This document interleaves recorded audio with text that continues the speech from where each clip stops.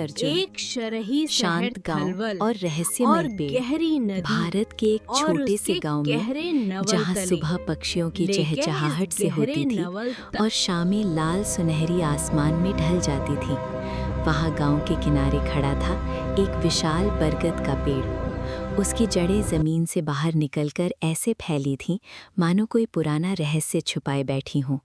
गांव के बुजुर्ग कहते थे, इस पेड़ के पास रात में मत जाना, वहां कुछ तो है। उसी गांव में रहता था 12 साल का अर्जुन।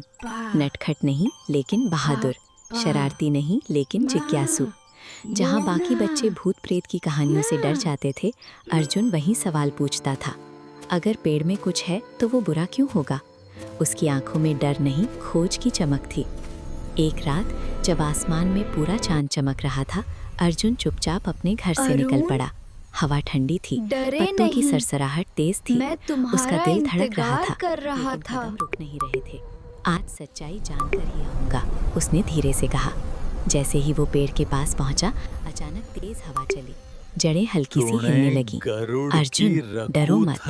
अर्जुन कांप गया, लेकिन उसने पीछे मुड़कर नहीं देखा। कौन हो तुम?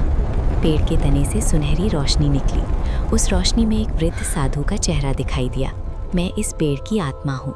मैं वर्षों से किसी सच्चे दिल वाले बच्चे की प्रतीक्षा कर रहा था। अर्जुन ने साहस जुटाकर पूछा, मुझसे क्या चाहते हैं आप? गांव पर खतरा आने वाला है। एक जादुई पत्थर जंगल में छिपा है। अगर वो गलत हाथों में गया तो सब नष्ट हो सकता है। अर्जुन के चेहरे पर डर साफ था। वो सिर्फ 12 साल का था। मैं कैसे कर पाऊंगा? साहस उम्र से नहीं, दिल से आता है। कुछ पल की चुप्पी, फिर अर्जुन ने सिर हिलाया।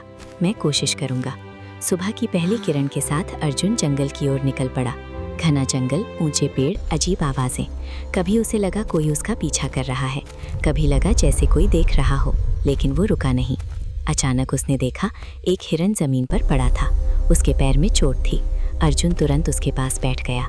अपने कपड़े का टुकड़ा फाड़कर पट्टी बांधी, पानी पिलाया। हिरन की आंखों में भरोसा झलकने लगा। हिरन धीरे धीरे उठा और जैसे अर्जुन को इशारा किया, कुछ देर बाद वे एक गुफा के सामने खड़े थे। अंदर से नीली रोशनी चमक रही थी। हवा भारी थी, माहौल रहस्यमय। गुफा के अंदर एक चमकता हुआ नीला पत्थर हवा में तैर रहा था। जैसे ही अर्जुन आगे बढ़ा, जमीन कांपी। जो भी ये शक्ति चाहता है, उसे अपनी नीयत साबित करनी होगी। अर्जुन ने आंखें बंद की। मैं ये शक्ति अपने लिए नहीं, अपने गांव के लिए चाहता हूँ। कुछ पल सन्नाटा, फिर पत्थर धीरे धीरे उसके हाथों में आ गया।